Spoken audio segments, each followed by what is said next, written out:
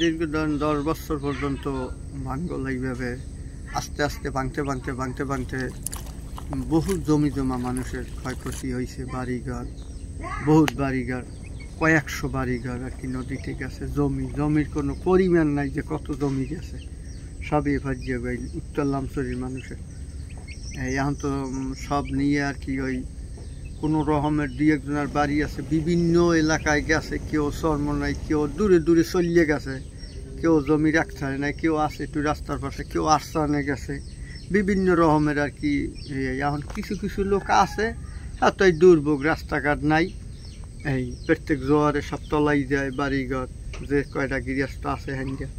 এটা হইলে উত্তর লামছড়ি। আর এই ভাঙ্গলও বেশি হইলে উত্তর লামছড়ি, এই আমার ওই সরবার ইউনিয়নের মধ্যে উত্তর লামছড়ি। আর আসলে এই 7 নম্বরে তা হেটা তো হইছে, আল্লাহর রহমতের এত বলক হইছে।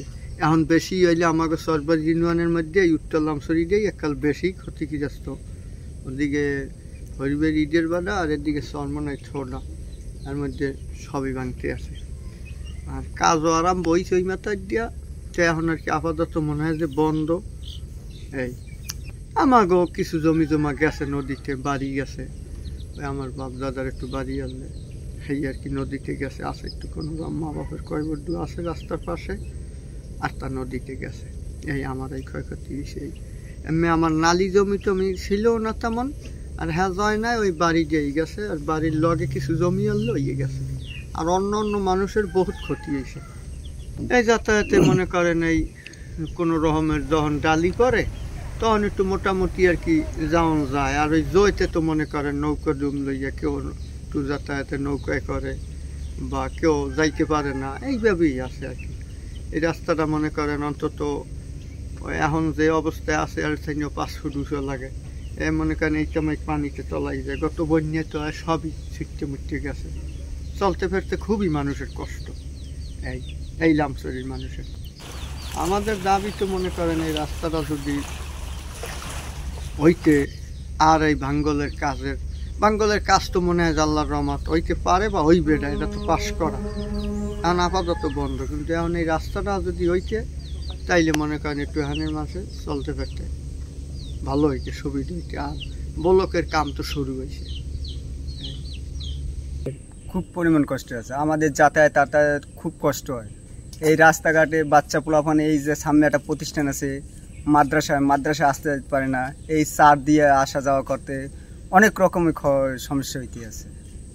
এটা তো মনে করেন গত 2-2.5 বছর ভাঙে নাই, কিন্তু এখন বর্তমানে দেখি যে আবার ভাঙানোর একটা পাচ্ছে। হয়েছিল কিন্তু কাজ তো হয় না। যাতায়াতে বহুত কষ্ট হয়, আইতে যাইতে অনেক কষ্ট হয়। কেউ অনেকে লং পিনতে যায়, আবার ওকে যদি পাল্টাইও লয়, কেউ প্যান্ট শার্ট মনে করেন ব্যাগ করে লইয়ে যায়, ওগুলো পাল্টাইয়ে আবার মনে করেন ওগুলো ধুয়ে যায়। বিভিন্ন রকম কষ্ট, অনেক কষ্টই আছে। আমাকে দাবি মনে করেন এখন এটা কাজ যখন স্যাংশন হয়েছে, অতি দ্রুতভাবে যদি কাজ করতে, তাহলে আমাকে সুযোগ সুবিধা ভালো হইতে। এই যে নদী স্রোতে ভাঙ্গিয়ে যাইতে আছে, আর কি করার আছে। আমার তো দুর্ভোগ যাইতে খুব দুর্ভোগ হইতে আছে। এই চারপাড়াই যাওয়া লাগে আওয়া লাগে, এই আমাকে কষ্ট হইতে আছে। বরিশাল যাওয়া খুব কষ্টের ব্যাপার। আমি কি করার আছে, যাতায়াত এই ট্রলারে যাই করতে না পারি, চারপাড়াই স্ট্যান্ডে যাই, তারপরে আলফায় যাওয়া লাগে। হ্যাঁ, এই রুগী হইলে তো ট্রলার ফোন দিয়ে আনতে হয়, তারপরে যাওয়া লাগে। এছাড়া যাওয়া তো কোনো লাইন নেই আমাকে। দাবি তো রাস্তাঘাট হইলে একটু সৌন্দর্য হইতো, আমাকে যাতে চলাফেরা ভালোভাবে করা যায়। এই